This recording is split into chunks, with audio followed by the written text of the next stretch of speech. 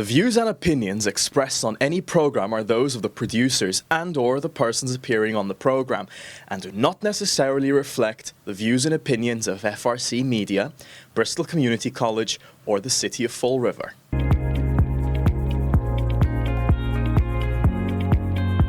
Thank you for joining us here at FRC Media. From time to time, we are pleased to welcome Congressman Jake Auchincloss, who, when he's in Fall River, every now and then will have an opportunity to speak with us here at our studio, and Congressman is with us today. Congressman, thank you for joining me. I appreciate it. Welcome back. It's always good to be here.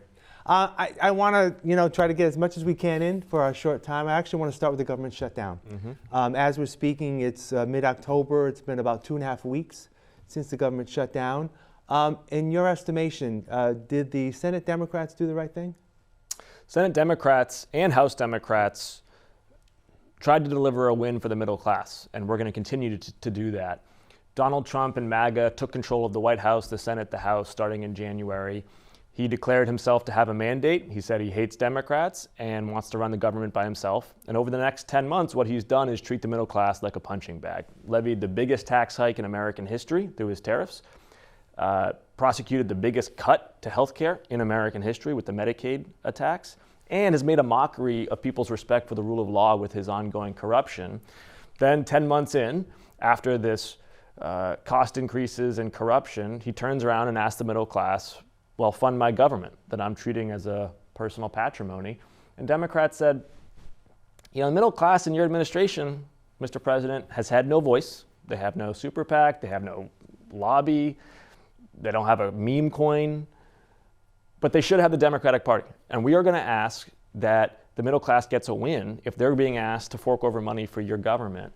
And he's turned his back. He's negotiating with Hamas, but not the Democratic Party. Yeah. The Senate Democrats are pushing back on what could potentially be a repeal of some of the health care subsidies that were included as part of the ACA and what was actually instituted in the past few years under President Biden, and also in arguing against potential Medicaid cuts, which could take effect late next year. Is that a good strategy, and do you feel there'll be any give and take at all from the Senate Democrats at least voting on a budget that's currently before them? There needs to be give and take. That's how Congress is supposed to work. Before this shutdown happened, I led a number of Democrats in a proposal that showed the Republicans all the different starting points to get to yes. It wasn't just, by the way, or even frankly, primarily about the ACA tax credits. It was about reversing the worst of the Medicaid cuts, because those Medicaid cuts, when they go into effect, are going to raise the cost of long-term care and health premiums for everybody, not just Medicaid beneficiaries. It was about refunding the COPS grants. The Republicans cut COPS grants that help hire and train local law enforcement. We wanted to refund those, fund the police. It was about giving Congress a vote on these tariffs so that Americans' lawmakers have a say in what is the biggest tax hike that Americans have experienced since World War II. It was about corruption and reining in the worst impulses of Trump with his meme coins or RFK with his grift. Any one of those points, if Republicans want to get to yes, I think that we can deliver a win for the middle class and get this government funded. But Republicans have refused to talk. Speaker Johnson hasn't opened up the House for a session so we can at least debate one another in the last 3 weeks. I want to get into that, in terms of bipartisanship. I don't know if we've spoken since the last election. I think we spoke around this time last year when you were up for a re-election. What's been the climate in the House and in Congress since the beginning of the year? As I said, when the president opens up his term by saying he has a mandate and hates Democrats, hard to get stuff done in a bipartisan way. They passed his signature tax bill on a party line vote. It added $5 trillion to the national debt and gave a huge tax cut to the 1% at the expense of health care for the middle class. So Democrats weren't going to get on board with that. Having said that, even in an environment that is bereft of oxygen for bipartisanship, I'm trying, because that's how you get things done in Washington, D.C. I've got bipartisan legislation on fentanyl interdiction to crack down on the surge of opioids into our country, particularly from China. Got bipartisan legislation to take on the middlemen of drug pricing, the pharmacy benefit managers that have raised the cost of generic and brand drugs at the pharmacy counter at the expense not only of patients but also of our small business owners and neighbors who are running pharmacies across the country. Got legislation to take on the social media corporations that are treating our children like products and keeping them glued to the screens and magnifying screen time at the expense of family time. So I've got a number of bipartisan endeavors. I have colleagues across the aisle with whom I can work. The challenge is not that Republicans in Congress don't have ideas, don't have the right disposition always. The problem is they're all afraid of Donald Trump, the dear leader, right? And ideas you can work on. I can't give them the courage they need to do the right thing, though. Yeah, there's been talk about how the Democrats are trying to combat this. Polling shows that Democrats are not as well favored as they have been in the past in terms of polling.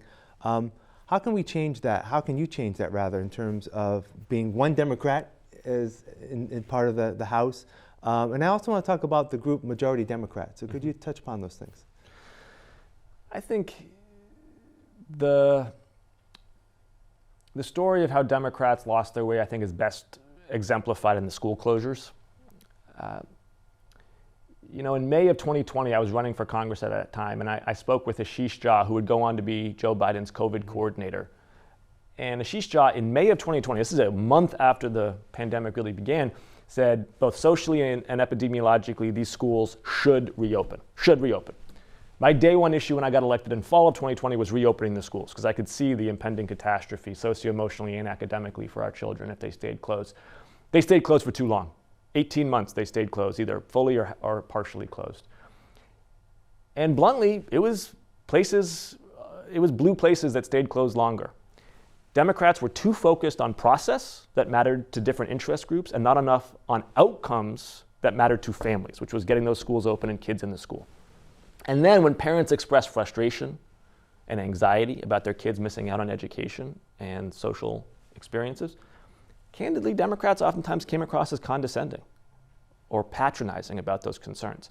And that encapsulates, I think, a tone that Democrats have set of talking down to folks and of focusing more on interest groups or processes rather than just get stuff done for the middle class. Yeah, are there opportunities now for that, specifically around the kitchen table issues, the 100%. Economy and the like? Let's talk about it. Middle class pays more than half their take-home pay on housing, healthcare, and utilities right now. And those three sectors suffer from cost disease, right? And cost disease is when prices go up faster than wages year over year. Democrats need to be doctors of cost disease. We've got to build 5 million more homes in this country. We've got to invest in community health centers and long-term care so that we drive down the cost of housing and healthcare. We've got to build with nuclear, with geothermal, with offshore wind, with solar, with hydro power, tens of gigawatts more of energy abundance so that we can lower a major primary input for this economy. But basically, we got to start building as a party and stop condescending. We do those two things, we build, we stop condescending. I think we can reach back out to the everyday American who felt like in 2024 they didn't have a good choice. Here in Fall River, a year ago, the city voted for Donald Trump. First time in 100 years. Yeah, took Fall River. Yep. Is that concerning at all? And are you changing your messaging in terms of trying to reach some of those people who may be a little more right of center than maybe you may have thought they were at one point? I don't think I'm changing my messaging. I think I've always tried to talk to residents throughout the 35 cities and towns about the everyday issues that they find relevant. I think that's education, that's cost of living, and that's the corruption that Americans rightfully perceive, not just corruption of an electoral system or politicians where things feel like they're rigged, and we're seeing this in gerrymandering, we're seeing this in partisan primaries, we're seeing this in big money, but also in terms of corporate capture, the way these social media corporations or health insurance corporations, I think, take advantage of systems to their own benefit. Always tried to talk about home ownership as a central driver of people feeling that they can give their kids a better shot than they got, which is the essence of the American dream. And then education front and center. And actually, here in Fall River, we're seeing some great things. I talked about the school closures and the effect that they had. One-on-one tutoring, here in Fall River. First graders, 400 first graders got one-on-one tutoring, high dosage, 15 minutes a day for literacy, having a big impact. We should do that for every kid in America. Just helped do the ribbon cutting for an early education center here in Fall River, state of the art. And that kind of programming, that kind of investment, we're talking right here in Bristol Community College, right? Workforce development pathways that give people the skills, the confidence, the connections they need for a middle class salary. These are the kind of things that shouldn't be coded left or right. These are just what matter to the average family. Yeah. This messaging, is this part of the group, and I referenced it earlier, a group that you're involved with? I believe you're the chair of Majority Democrats. Yes. Talk about that. Majority Democrats is a group of 32 mayors, members of Congress, governors-to-be, senators, who are younger, battle-tested in elections, and seeking to be the vanguard of the reinvention of the Democratic Party by 2028. Because 2028 is going to be the first time in 30 years that this party's had a totally open presidential primary, and it's a chance for this party to reinvent itself. And we had better, or else we will lose again. There's a tired debate right now happening between whether the party should be more progressive, more moderate. That debate misses the point because the electorate has realigned. You just said yourself, Fall River voted for Donald Trump in 2024. Fall River is a city that has voted Democrat every single presidential cycle since Calvin Coolidge. And Calvin Coolidge was a Bay Stater, so you can see why a Republican would have won that Bay State city. If that's not a wake-up call that Fall River is going for a Republican, I don't know what else is. We have to recognize that the time has come to redefine a new center and to borrow the best ideas from across the ideologies of American life. From progressives, their commitment to invest in a level playing field. From libertarians, their skepticism of centralized and personalized power. From traditional conservatives, their respect for faith, family, and the flag. From liberals, the upholding of rule of law. I mean, every ideological faction has some good ideas. And if we put a straitjacket on and say that we're only going to take ideas from one of them, we will fail to define a center that the big middle of this country, the 2/3 of this country who feel like they're part of an exhausted majority, can rally behind. If Democrats do that, we can win. If we don't, MAGA will become that new center. I want to talk a little bit about your work here in Fall River. You're here quite often. Sometimes I'll see photos of you on social media and I'm like, oh, I didn't know Congressman was here. I would have met you and talked about why you were here. And I know some of that you probably like to be under the radar because you like to be able to talk with individuals. You're actually going to be going to TACO as we record this today. They've expanded their manufacturing facility here in Fall River. How do you feel you've worked with city officials to help the needs here in Fall River specifically? Very closely with Mayor Paul Coogan, with business and nonprofit leaders in the city, with the state delegation, Mike Rodrigues, Carol Fiola, Alan Sylvia, et cetera. And, you know, I think there's probably two things that I'm most focused on. One would be the redevelopment along the Taunton River of the 17 acres that was, you know, formerly an industrial site. Now with the investments in pedestrianizing that infrastructure, we can build a lot of housing. And so I've been able to rally some federal dollars behind that and would love to see that become a really thriving, walkable, mixed-use development where seniors, where young families, where young professionals can live, supported by South Coast Rail. And then the other has been the workforce and advanced manufacturing potential here. We've got a lot of talented people in southeastern Massachusetts. We've got a really strong legacy of advanced manufacturing. And Massachusetts in general, and southeastern Massachusetts, I think in particular, needs to lean into that. What we're really good at is the high mix, high value manufacturing, the stuff that requires precision development paired with some basic research. And it doesn't have to be, you know, high-tech stuff, by the way. I mean, you know, you see Vincent here in Fall River doing bespoke motorcycle jackets. It can be across different sectors, but what we do so well in is that high mix, high value manufacturing where it really takes talented people doing really intricate work to very exacting specifications. And that exists across industries, maritime robotics all the way through motorcycle jackets. And I want us to have more jobs and more economic development centered around that. Are you endorsing Mayor Coogan for his reelection? Proudly and fully. Mm-hmm. I want actually, since we're talking elections, let's talk maybe, you know, your reelection next year, 2026. You're going to seek a fourth term. Yes. In 2026. This week, as we're recording this, Congressman Seth Moulton has announced that he's going to challenge Ed Markey for the Democratic nomination for Senate, still over a year away. Senator Markey has received endorsements previous to this announcement by Congressman Moulton from other members of the delegation. You were not among them. Are you ready to endorse someone? Are you interested in Congressman Moulton? What are your thoughts on that race? I'm not. When I took myself out of consideration for that race, I decided my voice and my efforts were best used on taking back the House at the national level. The most important check we have on an out-of-control president is a Democratic-controlled House of Representatives. That's where my focus is going to be. And that's where I'm going to be rallying my political capital. So whoever the Democratic nominee may be, that'll be your support? Or do you expect to make, I guess, an endorsement prior to the primary, is my question. As you said, more than a year out, ballot's not even going to be locked until the spring, so we don't even know who's running until the spring. I certainly won't consider it until that ballot is closed. Another electoral issue that's actually currently ongoing in the House, I should have asked you this early in terms of the relationship between Democrats and Republicans.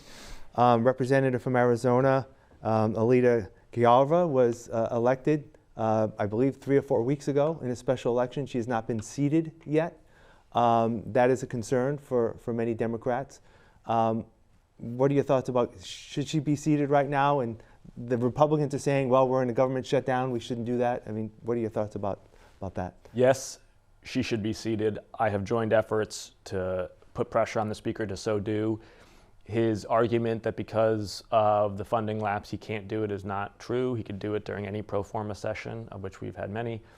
And what it comes down to is another example of this Speaker being a puppet for Donald Trump, because he knows that when she gets sworn in, she'll be the decisive signature on the discharge petition for the Epstein file vote, which is a parliamentarily wonky way of saying he's trying to protect Donald Trump from transparency on the Epstein files.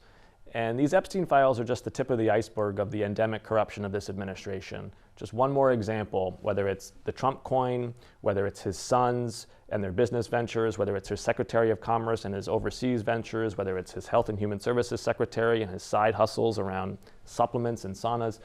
The grift is just everywhere in this administration. Everybody's got their hands in some money-making pot. Everybody's got secrets that they're trying to hide. Everybody's got vendettas that they're trying to execute through the Department of Justice. It's unfair to those everyday Americans who follow the rules and who rightfully expect that their elected officials follow the rules too. Trump and his crew think they're above the rules, and Speaker Johnson is playing defense for them by preventing a vote on these files. I want to shift to, you mentioned earlier about your concern. You have a bill concerning social media platforms and their impacts on children. What was the impetus of that for you, and what would your measure seek to achieve? Actually comes down to following the rules. You're a journalist. You have expansive First Amendment rights. You can criticize me, you can criticize companies, as you should. You can do investigative journalism that makes people in power uncomfortable. And yet you're still subject to some basic guardrails around tort law, around libel, around sedition, around defamation, around harassment, right? These social media platforms are not. They have no rules. All the rules that you have to follow as a journalist, they don't have to follow a single one. Because in the 1990s, Congress passed this law called Section 230 as part of the Telecommunications Act that said they can't be sued for anything. And they have since used that to become the wealthiest, most powerful platforms in the history of the world. Mark Zuckerberg's personal fortune is well north of $250 billion. And meanwhile, they are amplifying the 7 deadly sins, the worst features of human nature.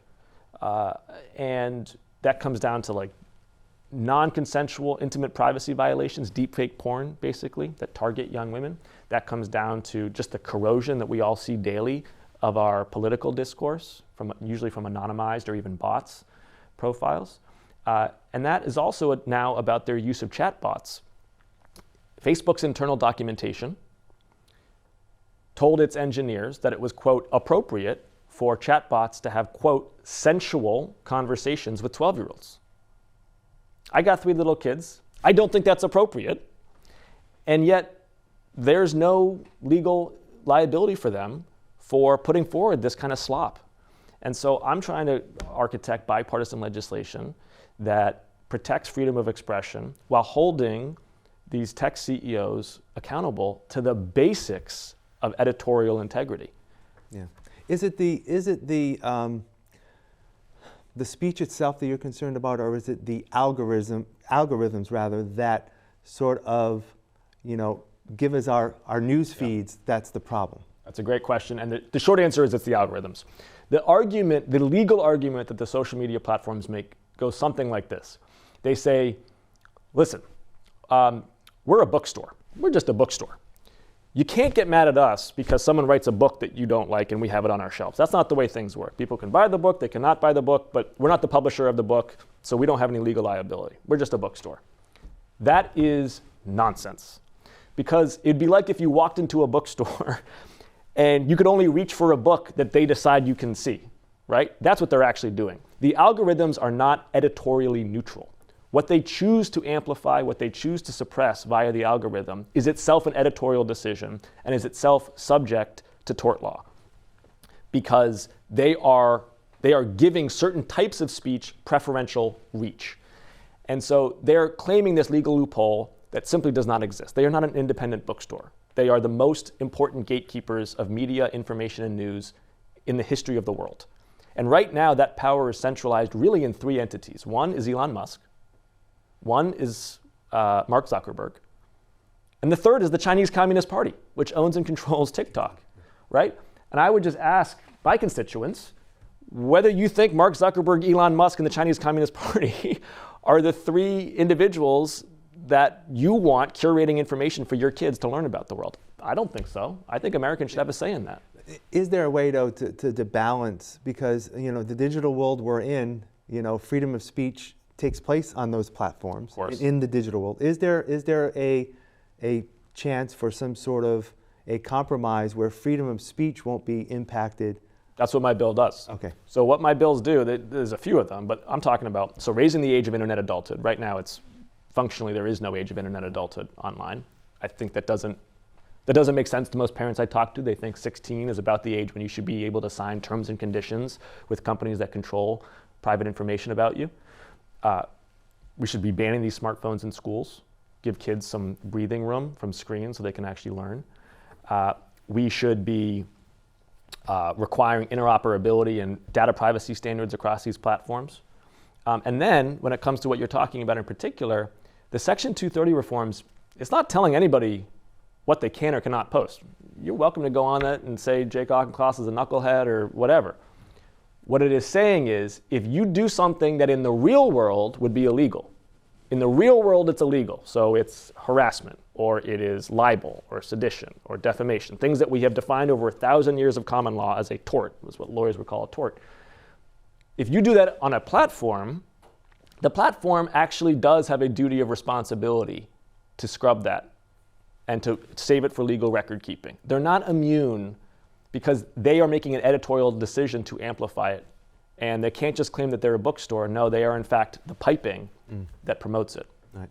I want to shift gears to Israel and Hamas. As we're speaking again, it's been about a week. There's the beginning of a ceasefire agreement that was started. What are your thoughts on that, and how do you foresee that playing out? Well, it's welcomed that the hostages have come home after 2 years living in depravity, and that the civilian population of Gaza has the opportunity now for security, for economic development, and for self-determination. The common enemy of both the Palestinian people and the Israeli people has been Hamas, which is a death cult that has used its own people as civilian shields while at the same time launching atrocities against Israelis, rape, hostage-taking, torture, murder. And so I support the 20-point plan that seeks to politically sideline Hamas, require it to be demilitarized, require it to have no role in post-war governance of Gaza. But that 20-point plan is not going to be self-actuating. It is going to require sustained engagement by the president, both on Israel, to maintain pressure on Israel, to protect and ensure that Gaza has the opportunity to rebuild, and also pressure via the Arab League to keep Hamas sidelined and to allow some type of Palestinian-led governance in Gaza to function. All right. Congressman Jake Auchincloss, I appreciate your time. Thank you for coming to Forward again. I appreciate these conversations, and I appreciate it. Good to be with you. All right, thank you for joining us here on FRC Media. Thank you.